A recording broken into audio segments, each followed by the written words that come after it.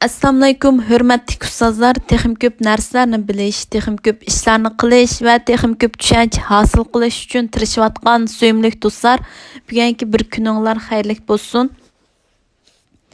Erkin Sidiq yazmaları 7. qism turmuşning muhim soatlari va savoqlari degan kitobimizning yashayotgan töhfkarlarni xotirlash degan qismini o'qib beramiz. Kitap yozuvchi doktor Erkin Sidiq, ovozda İstanbuldan Leyla. Kitap o'qilgan kun 2018-yili 19 oktyabr juma. Yaşayotgan töhfkarlarni xotirlash 2016-yili 1-oyning 26-kuni. Bu yıl 24 yanvar günü NASA'nın Səpərçi 2 namlıq aləm uçquru Quyosh sistemasidagi 7 planetda Uranning yenidan uçup o'tganligiga 30 yil to'shqan kun bo'lib, 23 yanvar kuni bo'lsa Səpərçi 2ning Project Scientist va JKPL'ning 1991 yildan 2001 yillardagi sobiq direktori va birinchi qo'l boshlig'i Edward G. Stone Ning 80 yaşqa kirgan kuni.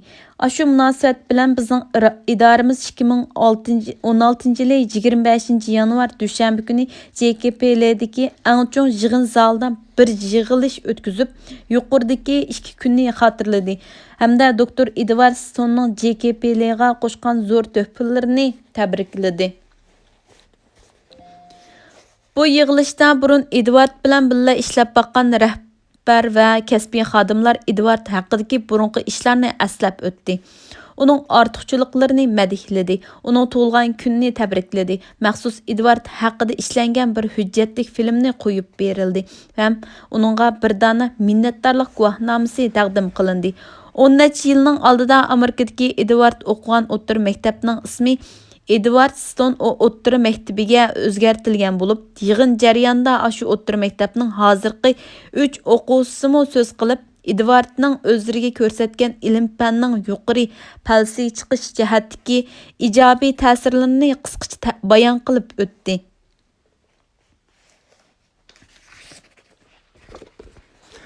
NASA'nın Səpərçi 2 namlıq aləm uçquru 1977 yılı 20 avqustda aləm boşluğuna çıxırılğan bo'lib, u hozir soatiga 55,000 kilometr mangdigan sur'at bilan Quyosh sistemasining chegarasiga qarab safar qilyotidi. Yer yuziki hozirmi uning bilan inglizcha Deep Space Network deb atalgan mikro to'lqinliq aloqa to'ri orqali aloqalashib turibdi. Bu faoliyatdagi menga eng ta'sir qilgan va mening mazkur yozmamni tayyorlashimga turtki bo'lgan ish NASA'dek bir cho'ng ham muhim o'rinning biz hozirmi hayot kishini qo'shgan töhfasi uchun xotirlashidan iborat. Men hisoblab baqsam, bizning idoradan 400 nafar xodimni yig'ib, 1 soat mushundaq faoliyatni o'tkazsa, kam deganda $24,000 chiqim bo'ldi ekan. Bizning idoramizda biz yashayotgan xodim uchun shuncha ko'p chiqim tartib, mushundaq bir faoliyatni o'tkazishga rozi bo'libdi. Men hozirgacha o'lib ketgan kishilarning to'ppisini xotirlaganni ko'rgan va anglagan edim. Bu mening hayot odamni xotirlaganni tunji qitim ko'rishim yoki burun ko'rgan yoki anglagan bo'lsam-mu, hozir esimda qolmabdi. Men bu faoliyatga qatnashib, mushundaq faoliyat Uyg'ur diyoridimi bek zarur ekanligini his qildim. Dunyodagi taraqqiy topgan ellardagi millat va yoki xalqlarning ilg'or saviyasiga yetish velish uchun Uyg'urlar buningdan keyin qilishga tegishli ishlar nihoyat ko'p. Basmas bo'lmaydigan musofimi nihoyat uzun. Men Uyg'urlar ishidan chiqqan har sohadagi cho'ng töhfkarlarning buningdan keyin Abdushukur Muhammad Emin muallim uchirgan taqdirga davomli uchrab qolmasligini to'liq orzu qilaman. Alayda töhfə qo'shgan zatlarimizning ish izlari orqali yosh o'smirlarni yetaklash va ularni rag'batlantirish faoliyatlarining keng turda elib berilishini umid qilaman.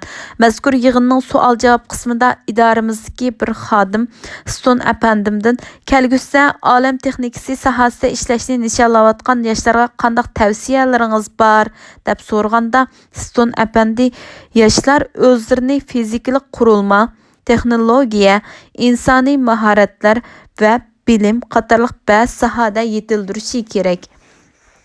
deb javob berdi. Jami 5 soatni tilga olgan edi. Men qolgan birini yezib olishga ulgurolmay qoldim. Men yuqoridagi 4 sohani mundaq deb tushundim. Fizikalik qurilma, raketa, alam uchqurining shakli va tuzilishi, alam uchquridagi antennaning shakli deganga o'xshash narsalar. Texnologiya, Marsga odam mangdirish texnikasi, asteroidlar, kainat uchqur tashlarini tutib oyga aparish texnikasi degandek narsalar. Insoniy mahoratlar, olam uchqusidan talab qiladigan mahoratlar, Marsga qo'nadiganlardan talab qilinadigan mahoratlar va degandek narsalar. Bilim, koinot haqidagi yangi bilimlar va koinotni yanada ilgirlagan holda tekshirib zarur bo'lgan bilimlar degandek narsalar. Mazkur yig'ilishda so'zga chiqqanlar imkon qadar yig'in qatnashuvchilarini kuldirib turishga so'zlashga tirishdi. Bo'libmi Stone apandi direktor bo'lgan vaqtda muavin direktorlik vazifasini o'tagan bir peshqadam xodim o'zining Stone apandimning aqlini, bilimini va ish qilish mahoratlarini o'rganib olish uchun har xil ishlarni sinab boqqanligini so'zlab o'tdi. U qiziqchilik qilib o'zi sinab baqqan ikkinchi ish har kuni uxlaganda yostiqning ostiga 4-5 kitobni qo'yib, shu orqali o'z bilimini oshirish bo'lganligini so'zlab, ekranga uydagi bir karvat bilan bir yostiqning rasmini chiqarib qo'ydi. Hamda men mazkur rasmni tortishdan burun ko'rpa qapi bilan yostiq qapini yangi qaplarga almashtirdim.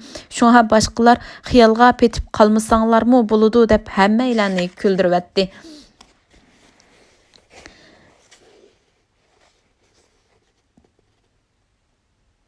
JKP ma'muriy yoki boshqurilish jihatda dunyoga taniqli xususiy oliy maktab Kaliforniya texnologiya institutiga qilgan ishi va xarajati manbasi jihatdan NASAga qaraydi.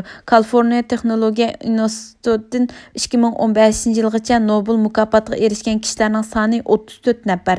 JKP'li NASAning 10 markazi ichidagi eng cho'ngi bo'lib, qildigan ishning xarakteri va ko'lami nuqtasidan elib aytganda, u NASAning mengsiga o'xshaydi. Davri oliy ma'arif deb atiladigan bir nopuzli xalqaro tashkilotning baholashida dunyodagi taniqli oliy maktablar ichida Kaliforniya texnologiya instituti 2012-yildan boshlab izchil turda dunyo bo'yicha birinchi o'rinda turib kelyotdi.